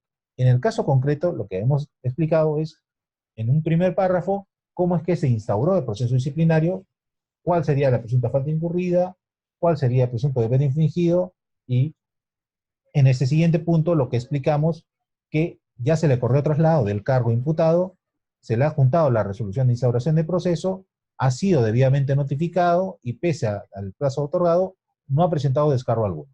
¿Ok? En este ejemplo no estamos poniendo ningún descargo. Siguiente, por favor. Que a foja 66, obra la resolución directoral tal, de fecha tal, por la cual se aprobó el contrato por servicios personales del auxiliar de educación Jorge por el año 2018. Estamos diciendo acá que hemos incorporado un medio probatorio, cuál es la resolución directoral que aprobó el contrato de este auxiliar de educación por todo el año 2018. Entonces, tenemos la certeza de que el procesado es un auxiliar de educación contratado por el año 2018. Siguiente, por favor. Identificación de las faltas imputadas, así como de las normas jurídicas presuntamente vulneradas. Que en el expediente 01-2019 se le imputó al procesado la comisión de una presunta falta administrativa tipificada en el artículo 85, literal A de la Ley 30.057, concordado con el artículo 98, literal E del Reglamento General de la Ley 30.057, en tanto que habría realizado acoso moral contra la licenciada Laura durante el año 2018 en la institución educativa 1234, producto de trato inadecuado propiciado por el servidor denunciado contra el denunciante, en aparente infracción a su deber contenido en el artículo 21, literal E, del Decreto Legislativo 276, concordado con el artículo 219, literal F, del reglamento de la Ley de Reforma Magisterial, en la medida en que tampoco habría cumplido con su deber en asegurar que sus actividades se fundamenten en el respeto mutuo con la denunciante. Nuevamente, aquí repetimos justamente cuál es el motivo o el objeto por el cual se ha instaurado el proceso administrativo disciplinario, identificando las normas que habría infringido la persona. Siguiente, por favor. Los hechos que determinan la comisión de la falta y los medios probatorios que la sustentan. Que mediante expediente 01-2019, de fecha 19 de enero de 2016, la licenciada Laura comunicó a esa instancia ser víctima de acoso moral por el auxiliar de educación Jorge, ya que pese a los acuerdos adoptados ante el CONEI de la institución educativa 1234, donde elaboraron en el año 2018, viene perjudicándole, ya que, por ejemplo, algunos días entre noviembre y diciembre no le permitió firmar el parte de asistencia debido a que el denunciado se habría negado a ello, ¿sí? Además, el 18 de septiembre había cometido una burla sobre la forma en la cual tenía su cabello la profesora y que producto de esta burla es que padre de familia hicieron mofa en su agravio, ¿ok? Esos son los hechos por los cuales se le habría instaurado proceso administrativo disciplinario. Siguiente, por favor. Luego acá hacemos una descripción del contenido de los documentos, tanto que sustentan el cargo que se le ha imputado, esto es el acoso moral aparentemente cometido por el auxiliar de educación contra la profesora, y además hacemos una mención de todos los documentos que hemos podido recabar durante el procedimiento administrativo disciplinario. Ahí estoy explicando en esa diapositiva qué otro tipo de documentos se pudo haber recabado para poder corroborar lo que ya teníamos desde un inicio con la denuncia. Y se menciona ahí que podríamos entrevistarnos con otros docentes o personal administrativo de esa institución educativa para corroborar si los hechos se han producido como lo narra la denunciante. Y de ser el caso, si existe otro tipo de evidencia, como por ejemplo la disculpa del presidente de la PAFA por el comportamiento de unos padres de familia en agravio de la docente Laura, entre otros. ¿Sí? Siguiente, por favor. Ese es el punto en el cual narramos todo lo que tenemos como sustento del cargo que se le ha imputado a la persona. Luego, lo siguiente que nos exige el formato establecido en la Directiva 02-2015 es un pronunciamiento en torno a la comisión de la falta y la sanción que sería aplicable. Y por eso es que narramos lo siguiente. Siguiendo lo antes desarrollado, se ha podido corroborar a la luz de las pruebas aportadas que el procesado no actuó acorde a su deber contenido en el artículo 21, literal E, del Decreto Legislativo 276, ya que era su obligación el observar un buen trato hacia el público en general y su compañero de trabajo, lo cual no se producía en el caso bajo examen, puesto que el procesado acosó moralmente a la docente Laura en el año 2018, incurriendo en falta tipificada en los artículos 85, literal A, de la Ley de Servicio Civil, concordado con el artículo 98, literal E, del Reglamento General de la misma ley, por lo que se encuentra acreditada la responsabilidad del procesado en la comisión de la falta disciplinaria. Todo el análisis probatorio ya lo hicimos en el punto anterior. Por acá simplemente describimos que, conforme a las pruebas actuadas, se ha acreditado la falta que se le imputó a título de cargo. Siguiente, por favor. Ahora bien, acorde a lo establecido en el artículo 103, literal A del Reglamento General de la Ley de Servicio Civil, es pertinente analizar si ha operado alguno de los eximentes de responsabilidad contemplados en el artículo 104 del Reglamento General de la misma ley. Eso es parte de la graduación que siempre debemos valorar, ¿ok? Lo primero que nos exige la Ley de Servicio Civil es si no existe ningún comprobante emitido por la autoridad competente que determine su incapacidad mental. En este caso, no ha habido incapacidad mental por parte del agresor. ¿Ok? Las acciones adoptadas por el procesado no fueron producto de un caso fortuito ni fuerza mayor, porque también es un hecho eximiente de responsabilidad el actuar por un hecho fortuito o causa de fuerza mayor. ¿Sí? Siguiente. Si bien era un deber de procesado el acercarse al aula de clases de los profesores para que firmen los partes diarios, pero dicho deber no se justificó el negar, o dicho deber no justificó el negarse a acercarse al aula de la docente denunciante para que realice su registro respectivo, como tampoco pudo realizar comentarios sobre el cabello de la denunciante que motivara a que los padres de familia se mofaran de ella. ¿Ok? Entonces, no podemos establecer tampoco en el hecho un eximiente de responsabilidad, que esto es actuar conforme a los deberes funcionales que tiene. Siguiente, por favor. Lo siguiente que examinamos es que no se trató de un error de procesador que fuese inducido por la administración a través de un acto administrativo confuso y ilegal, sino de una acción cometida por su persona que generó la vulneración de sus deberes. Otro eximente que examinamos es que los hechos no fueron producto de su accionar frente a un caso de catástrofe o de desastres naturales, y tampoco su proceder en casos bajo que el examen fue por privilegiar intereses superiores de carácter social o casos diferentes a catástrofe, desastres naturales o inducidos. O sea, hemos con ello completado todos los posibles eximentes de responsabilidad y no hemos encontrado que alguno de ellos encuadre dentro de los supuestos que ha cometido la persona procesada. ¿Ok? No es posible eximirle de responsabilidad por los hechos que ha cometido. Siguiente, por favor.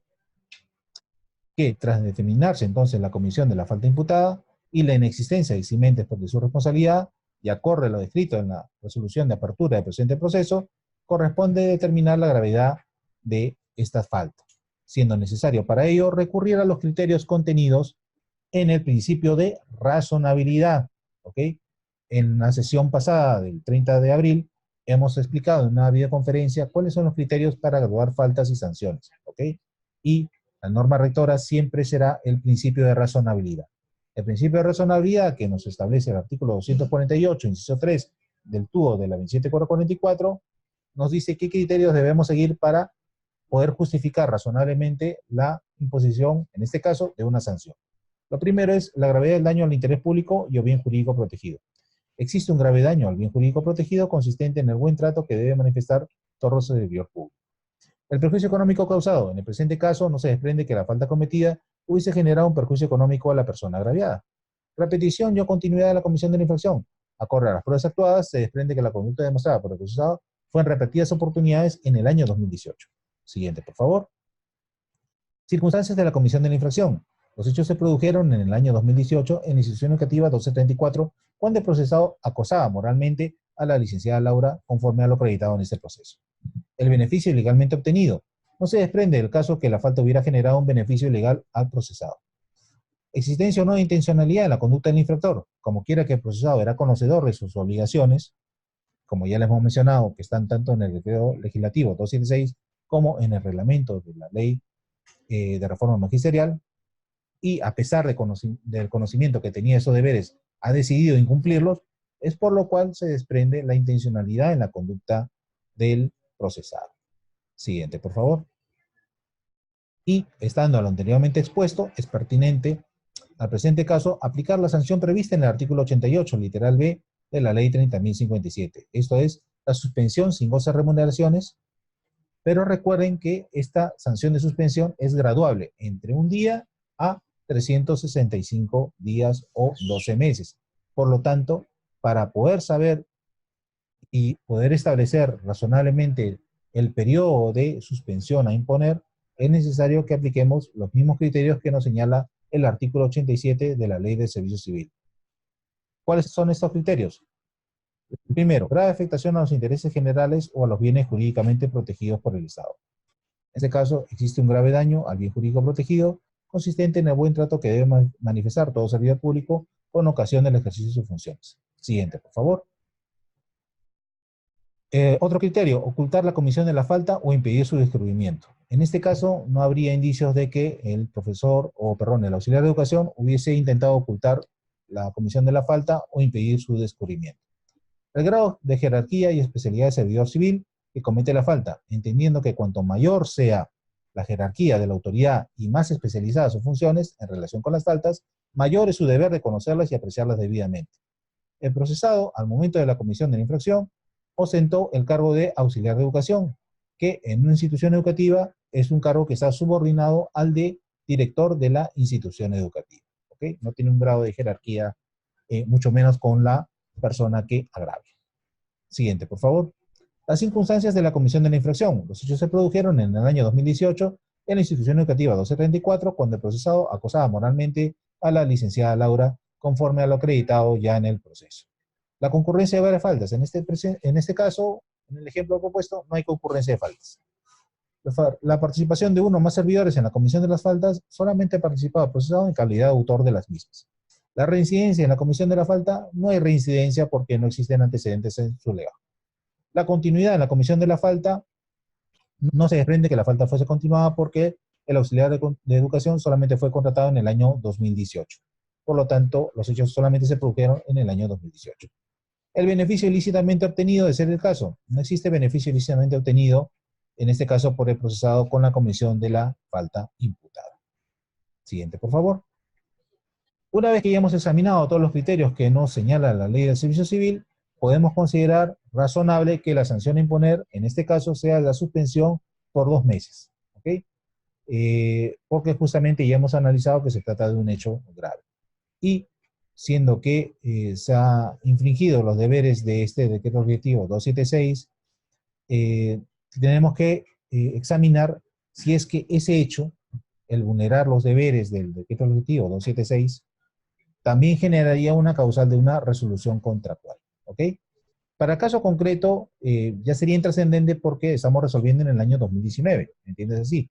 Pero ¿qué pasa si es que iniciamos un proceso disciplinario y la persona contratada, en este caso, tuviera todavía continuidad en el ejercicio de su labor? ¿Ok? En ese supuesto, lo que se menciona en este informe sí sería relevante porque tendríamos que poner en conocimiento del área de recursos humanos que la persona habría cometido una falta, y si esa falta también constituye una causal de resolución de su contrato, debería tener conocimiento del área de recursos humanos para que disponga la resolución de su contrato. Siguiente, por favor. Por lo tanto, el último punto de este informe técnico instructor sería la recomendación en la cual el órgano instructor recomienda al órgano sancionador que, los puntos, siguiente por favor, sancione al servidor Jorge, el auxiliar de educación de esa institución educativa 234, con la suspensión sin goce de remuneraciones por 2 meses, al incurrir en una falta disciplinaria tipificada en el artículo 85, literal A de la Ley del Servicio Civil, concordado con el artículo 98, literal E del Reglamento General de esta misma ley, por el incumplimiento de sus deberes contenidos en el artículo 21, literal E, del Decreto Legislativo 276, y el artículo 219, literal F, del Reglamento de la Ley de Reforma Magisterial, puesto que el procesado acosó moralmente a la docente Laura en el año 2018, conforme a los fundamentos ya expuestos anteriormente. Siguiente, por favor. Recuerden ustedes que podría ser una causal de resolución del contrato, así que remitimos este informe técnico instructor al órgano sancionador para que, conforme lo señala el Reglamento General de la Ley de Servicio Civil, pueda emitir la resolución jefatura correspondiente, la cual adjuntamos como proyecto. Una vez recibido el mismo, acorde a su competencia, deberá poner en conocimiento del procesado el contenido de ese informe junto con los medios probatorios usados en la etapa instructiva a fin de determinar su responsabilidad en la comisión de la falta imputada, comunicando que tiene expedito su derecho para solicitar el informe oral dentro del plazo del tercer día notificado conforme lo establece el primer párrafo del numeral 17.1 de la Directiva 02-2015 servir. Con el ejercicio o no de dicho derecho, se disponga a emitir el acto resolutivo correspondiente. ¿Okay? Eso es importante porque el órgano resolutor, al recibir el informe técnico instructor, lo que tiene que hacer es poner en conocimiento del procesado con el contenido de este informe y de los medios probatorios usados para que él pueda, en el ejercicio de su derecho de defensa, solicitar el uso de la palabra dentro del plazo legal. Y este uso de la palabra es quien lo toma, el órgano resolutor, quien escucha de solicitarlo, y posterior a eso emite finalmente esta resolución que puede ser que acepte la recomendación que hace el órgano instructor y sancione, en este caso con suspensión de 2 meses, o puede que no acepte esta recomendación y emita otro tipo de decisión totalmente contraria o tal vez más benigna que la propuesta. Por ejemplo, el órgano resolutor podría imponer una sanción de amonestación escrita si es que lo considera así, y fundamentará las razones por las cuales se aparta de la recomendación que hace el órgano instructor o poner una sanción más benigna, ¿no? Tal vez 2 meses le parece mucho y diga, no, con 31 días para mí es más que suficiente. Pero todas esas razones debe explicarlas en la resolución que emita este órgano resolutor. Siguiente, por favor. Pues bien, ya hemos explicado ahí cómo sería un caso de acoso moral muy a grosso modo en una institución educativa, pero puede presentarse en cualquier entidad pública, ¿no? Siempre el crimen institucional es un hecho frecuente en materia de consulta y por eso es que se ha previsto que se trate en esta ocasión. Si tienen algún tipo de consulta adicional, la pueden dirigir a mi correo electrónico que está en esta diapositiva, mi anexo también, el teléfono al cual se pueden comunicar, y recordarles también que vamos a tener una etapa para la absolución de sus consultas después de un breve intermedio. Por mi parte, muchas gracias por su atención.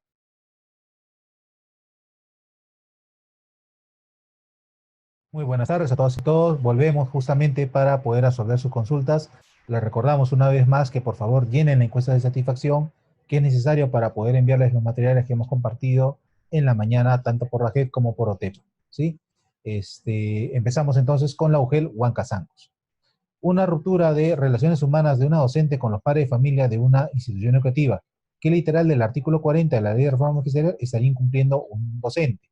Además, ¿en qué tipo de falta se debe de encuadrar esta conducta? ¿Y qué medios probatorios se debe recabar toda vez que solo se cuenta con el cuaderno de acta de APAF? Bien, recordemos que el artículo 40, literal N, de la Ley de Reforma Magisterial, nos establece el deber de todo docente de asegurar que exista ese respeto mutuo entre las personas de la institución educativa, de la comunidad educativa. Por lo tanto, ese sería el deber infringido para el presente caso. Adicionalmente, recordemos que en la Ley General de Educación también se prevé que los profesores, como uno de sus deberes, mantengan un clima laboral acorde a desarrollar una educación libre de cualquier tipo de afectación a los estudiantes. ¿Ok?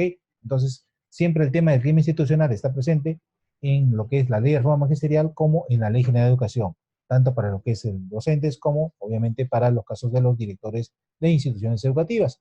Entonces, esas son las normas que sustentarían la presunta falta, la presunta obligación incurrida. ¿Cuál sería la falta incurrida?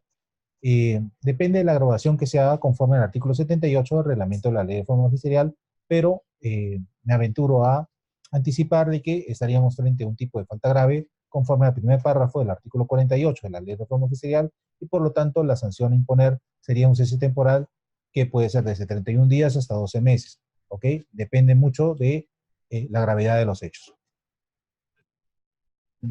UGEL Bagua. Desde la perspectiva de la teoría general del proceso, aplicable para todos los procesos, la calificación de las pruebas son prueba testimonial, prueba documental, prueba material, prueba pericial. Mi pregunta concreta es, si no tengo pruebas materiales y periciales, ¿se puede sancionar solo con testimoniales y documentales? ¿Necesito corroboración periférica? La corroboración periférica siempre está relacionada a las pruebas que no son objetivas, ¿ok? Las pruebas subjetivas, como lo que son las declaraciones de las personas, sea declaración testimonial, declaración indagatoria, pero sí requieren algo que corrobore la versión que dan las personas. En el caso de las documentales como un informe, no es necesario, sobre todo cuando se emitido por un funcionario o un servidor con ocasión del ejercicio de sus funciones, conforme ya lo establece así el texto único de la ley 27.444. Entonces, ¿que le sirve esos documentos, las testimoniales y documentales para sancionar? Definitivamente. Pero siempre se requerirá, para el caso de las declaraciones de las personas, esto es, documentos que pueden tener información que pueda ser cuestionable debido a la subjetividad de la misma, otros medios probatorios o indicios que puedan servir para corroborar la versión que ellos nos brindan. ¿Sí? La Dreu Cayali, ¿qué pasa cuando un servidor ya está sancionado con suspensión de 1 año y luego de ello se conoce otra falta administrativa grave? ¿La siguiente sanción correspondería a institución? A ver, recordemos bien que las faltas, como están previstas en la Ley de Reforma Magisterial y en la Ley de Servicio Civil, inclusive en la Ley de Institutos y Escuelas de Educación Superior, la Ley 30.512, establece tipos de faltas que se pueden imponer, pero ninguna es subsecuente a la otra. Esto es, que si yo soy un servidor civil que cometo por primera vez una falta, no voy a entenderse que por ser la primera falta que cometo, solamente se me puede sancionar con amonestación y que después de eso solamente se me puede sancionar con suspensión y que después de eso solamente ahí cabría la sanción de destitución, ¿ok? No existe ese tipo de graduación porque las faltas están jerarquizadas en función justamente a la gravedad de los hechos y puede ser que yo, que soy un servidor impecable, esto es que no tengo ningún tipo de falta o antecedente en mi legajo, el día de hoy cometo una falta muy grave, ¿ok? Por esta primera falta yo puedo hacer pasible una sanción de destitución, desde luego. O sea, no sigue una orden de prelación, salvo en el caso de las faltas reiteradas que nos habla la ley de reforma magisterial cuando se acumulan dos de la misma naturaleza. Y la ley de reforma magisterial prevé que ningún docente puede ser sancionado por una falta leve más de 2 veces con amonestación. Dice ahí que corresponde una suspensión que sería de 1 a 30 días. Y lo mismo sucede con la suspensión. Ningún docente puede ser sancionado por una falta no calificada como leve más de 2 veces con suspensión, porque la tercera correspondería a cese temporal. Esto es que la misma ley ya establece una graduación, un tope de tipo de sanciones que se le puede imponer a una misma persona, ¿ok? Pero ese para el caso de la ley de servicio civil no se aplica, ni tampoco para el caso de la ley de institutos o escuelas de educación superior. UGEL Lampa, en una denuncia por tocamientos indebidos en contra de un docente de computación, se adjunta un video en la que se observa que el docente, en su afán de ayudar a los estudiantes, toca accidentalmente a un estudiante por la parte posterior de la cintura. Asimismo, en otro momento, como muestra de felicitación, besa en la cabeza a otro estudiante. ¿Corresponde sancionar al docente por hostigamiento sexual? A ver. Me preocupa un poco lo que nos dice aquí la UGEL Lampa, en el sentido de que ya está precalificando que el tocar la parte inferior de la espalda de un adolescente puede ser un accidente. ¿Ok? En principio, un docente no puede tener un contacto con los alumnos, mucho menos en una parte íntima como podría ser la parte final de la espalda de un adolescente. ¿Ok? Eso considerar un accidente no me parece apropiado. Lo segundo, ¿dónde está establecido de que un docente puede acercarse a un menor o una menor y tener un contacto físico como un beso, aunque sea en su cabeza? ¿Eso lo consideran apropiado en la UGEL Lampa? Acá, al menos en Lima, no se considera apropiado que un docente pueda tener ese tipo de contacto físico con los alumnos, ¿ok? Y desde que nosotros hacemos ese tipo de calificación de que no habría sido un accidente, no que muestre una serie de felicitación, pero siempre hay un contacto físico, estamos poniéndonos en unas reglas que podrían no ser beneficiosas para el estudiante, porque no tendríamos una línea muy clara en que qué tipo de contacto físico sí está permitido entre un docente y un alumno y qué contacto físico no estaría permitido entre un docente y un alumno. Yo se los aclaro, señoras y señores, no está permitido un contacto físico de ninguna manera entre un docente y un alumno, porque eso puede motivar justamente este tipo de conductas que pueden llevar al hostigamiento sexual o cosas mucho mayores, mucho más graves. Y entonces, este contacto, aun cuando ustedes consideren que ha sido un accidente, por mi parte no podría ser considerado como un accidente porque no hay ninguna forma en la cual un docente pueda tener contacto físico con un alumno, menos en la parte final de la espalda de un alumno, ¿ok? Y por lo tanto la sanción que correspondería al caso del hostigamiento sexual sería la destitución del servicio, ¿sí? UGEL Cotabambas, ¿qué hacer con el proceso administrativo sancionador si no se emitió el informe de precalificación dentro del plazo establecido? Es una pregunta, no sé, tautológica en realidad, ¿no? Porque si no hay un informe de precalificación, significa que no hay un acto administrativo que instaura un proceso disciplinario. Y si no hay un acto administrativo de instauración, de inicio de un proceso disciplinario, ¿cómo podría hacerse algo con el proceso disciplinario que no ha nacido? No sé si me dejo entender.